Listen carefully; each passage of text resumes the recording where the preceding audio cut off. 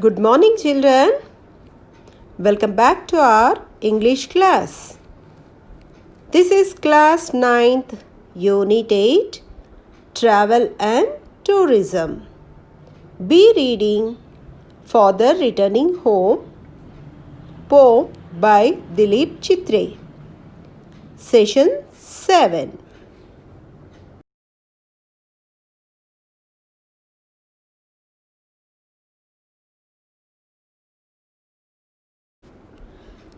Let's know about the poet Dilip Chitre.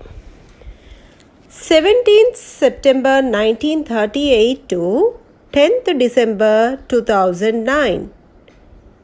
He was one of the foremost Indian writers and critics to emerge in the post-independence India.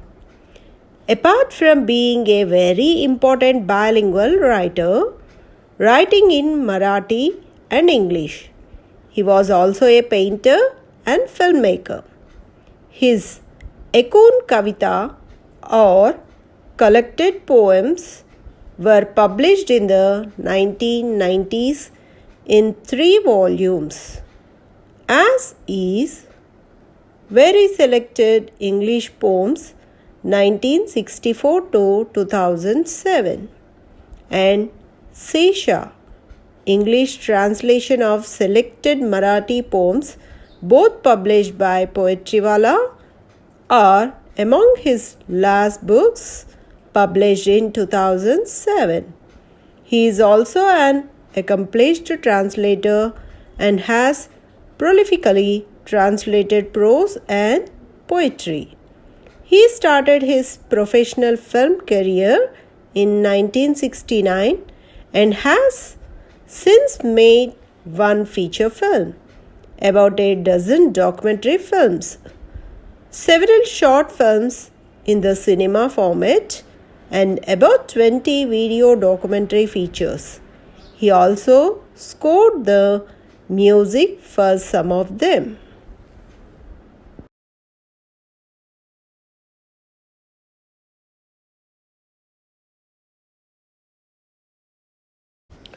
Children, now we will know the meanings of some new words.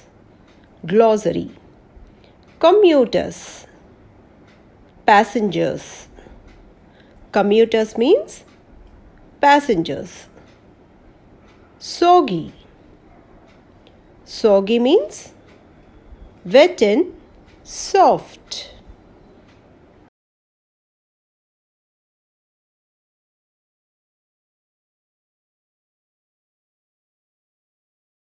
Stale. No longer fresh.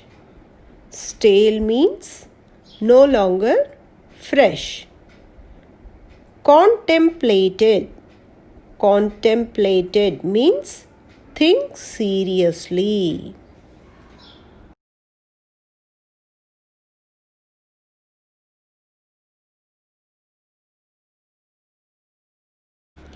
Estrangement.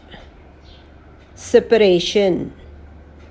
Estrangement means separation. Sullen. Silent and bad-tempered. Sullen means silent and bad-tempered.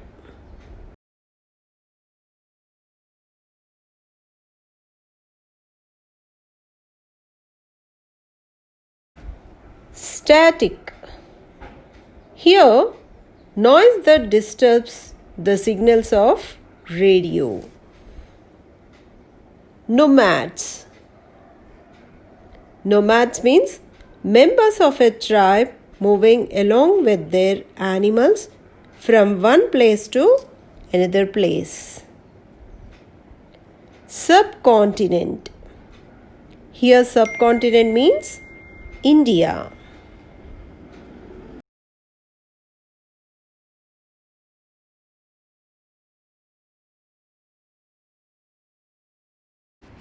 Children, now we will move to our B reading for the returning home.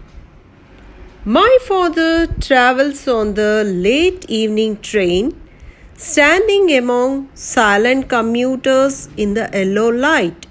Suburbs slide past his unseeing eyes. His shirt and pants are soggy. So, here, children, the poem begins with the speaker's description of his father's traveling home. The father is traveling in a late evening train after finishing his work for the day.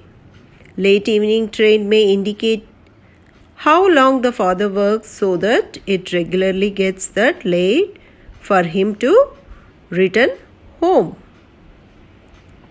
The father is standing among the silent passengers in the yellow light inside the train compartment. This line is indicative of his sufferings during the journey. The yellow light is not the best thing either to promote any cheerfulness. All these things further intensify his agony and make the journey monotonous. The suburbs are sliding past the moving train, but the poet's father has no intention to look at those. He is unmoved by these scenes, for he has seen those many a times and finds nothing new or interesting in it. So the sliding landscapes also added to the scene. Now the poet makes us know that it was a rainy day. His father's dresses are all wet with the rainwater.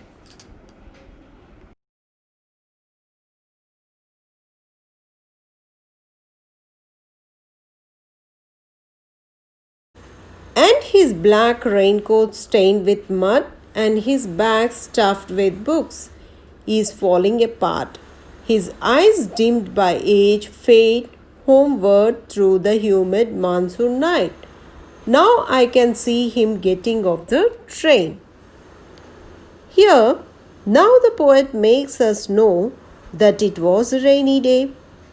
His dresses are all wet and his black raincoat is damaged with mud. The bag he was carrying was stuffed with books and he was struggling to handle it. These lines are again indicative of the difficulties poet's father has to face during his journey. It gets even worse in the rainy season. The black raincoat might indicate the lack of color in his dull life. Again, his bag full of books hints that he was an educated and scholarly man, not that unimportant that one would think from his ordinary routine journey. Now the poet gives us an impression of his father's age. His eyesight is dimmed by his old age. The father looks homeward with his low vision through the humid monsoon night. The gloomy atmosphere also adds to the dullness of his life. The poet's father gets down from the train. Here, Dilip Chitre has used a fine simile in comparing his father to an unimportant world in a long sentence. This is quite unique.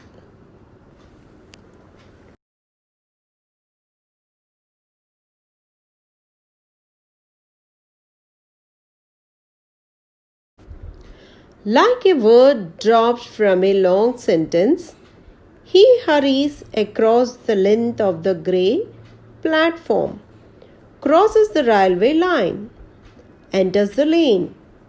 His chappals are sticky with mud, but he hurries onward. Here he says that his father gets down just like a word dropped from a long sentence. The poet indicates how unimportant his father is to the crowd in the train. It does not really make any difference whether he got down or not. He is not that relevant to the rest of the world. After getting off the train, the father hurries towards his home. He crosses the grey platform and the railway line and finally enters the lane. His sticky with mud chappals can't prevent him hurrying onward. The poet has used the word hurries twice to bring in a sense of escapism from the dull, humid atmosphere. Grey platform and muddy streets where no one would care for him. He just wants some solace at his own home.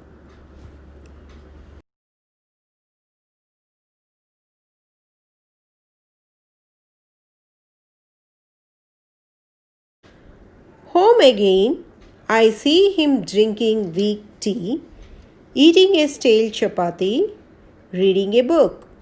He goes into the toilet to contemplate man's estrangement from man-made world. Here, the second stanza of the poem, Father Returning Home, begins here. In this stanza, the poet depicts the isolation of his father in his own home. The poet sees his father reach home again like the other days. Then he sees him drink weak tea and eat a stale chapati. The poet hints at how nobody cares for him even at home. But the man does not have any complaint with his tea or food, as he is used to it. As we see, he rather concentrates on reading a book while having his tea. He has probably given up on expecting more care from his family members. Now the speaker's father goes into the toilet with a thought of how men become isolated from the man-made world. And this line nearly sums up the theme of the entire poem. The father is indeed aware of his estrangement situation and hopes to find some support in the family when he hurries towards his home. But the hope is diminished as he reaches and finds the same indifference there. Moreover, the toilet might act as a symbol of how small his world has been. The toilet seems to be the only place the man has to go to contemplate over his loneliness.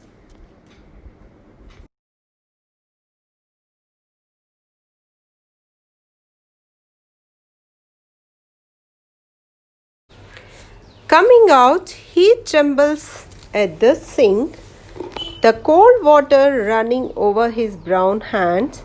A few droplets cling to the graying hairs on his wrist.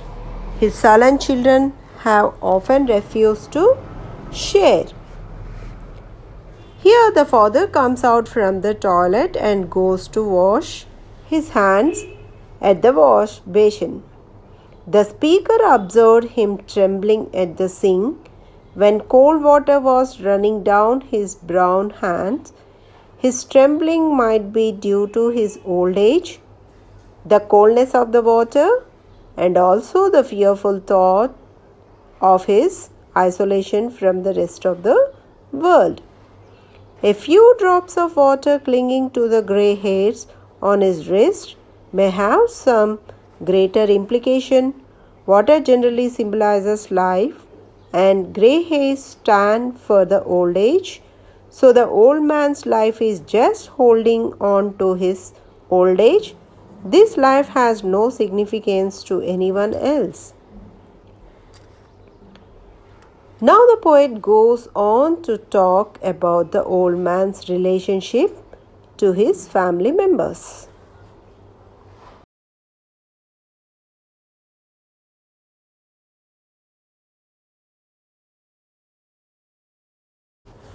Jokes and secrets with him. He will now go to sleep listening to the static on the radio, dreaming of his ancestors and grandchildren, thinking of nomads entering a subcontinent through a narrow pass. Here, his bad-tempered children refuse to share jokes and secrets with him. That said, they don't share a close and friendly association with their father. Rather, they regard him as an outdated, unwanted burden, though he seems to be the only earning member of the family.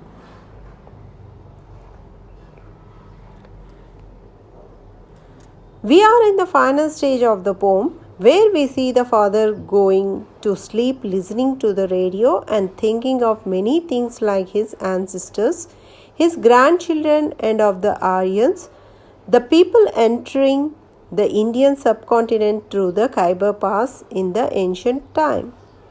The sound of the radio is even noisy, giving another reference to the old man's miserable life. However, his dreaming of his ancestors and grandchildren gives the impression that he finds some solace in thinking about his past and future generation. It is an attempt to escape from his mundane routine life devoid of human contact. Again, his thought of the Aryans may indicate that he is thinking of how the society has changed since the ancient times when they had come here. Now this modern world has no place for the elderly people, has no one to think about their loneliness or care for them.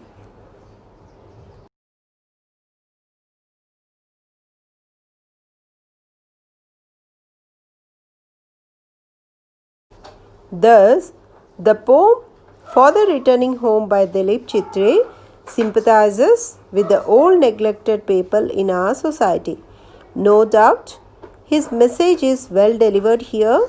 This poem has given the poet a lot of respect and popularity through all these years. Now, let's see summary once again. It is an autobiographical poem where the poet shows the loneliness and world weariness of an old man in the modern society by depicting a picture of his own father returning home from work. The poem is a true account of the poet's father, Purushottam Chitre's life in 1957 when they moved from Baroda to Mumbai.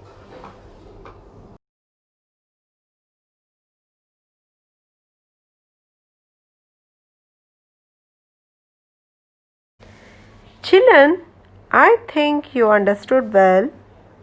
Now answer the following questions. First question: is the father comfortable on the train? Answer is no, the father was not comfortable on the train.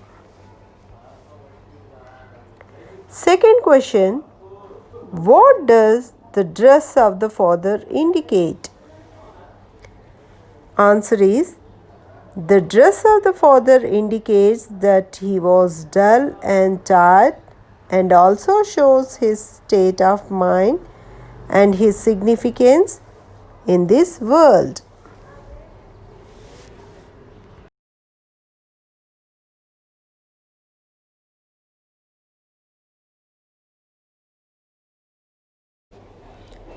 Third question: a word dropped from a long sentence. What does it refer to? Answer is this line refers to visual picture of an old man dropping off from the train as though he is no longer relevant to the train, which will now move forward with other people to their destinations. The word man is just a word in the syntax of life. The sentence that is long enough to carry several words forward, each contributing to its overall meaning now drops off one stray word which is no longer required.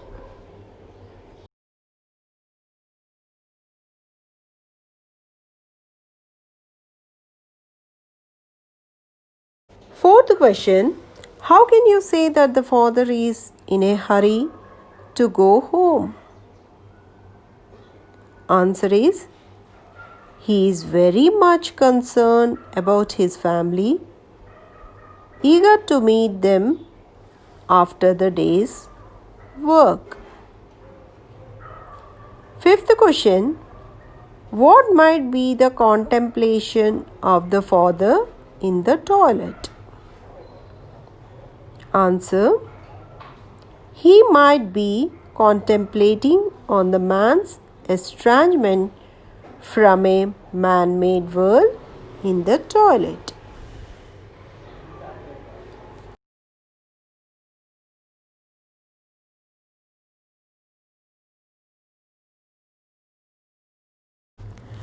Our sixth question, what image do you get from the line? A few droplets cling to the graying hairs on his wrist. Answer is, as the father is old, now he has no significance in the family. Just like the droplets cling to the graying hairs on his wrist, he clings to the family.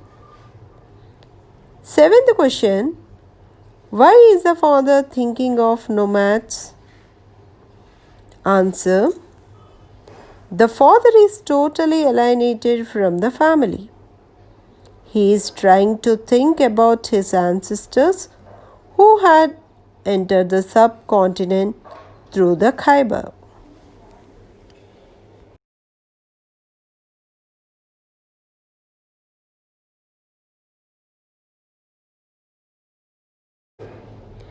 Thank you for watching. This is B.L.Bhavani, School Assistant English. Keep practicing. Until the next video.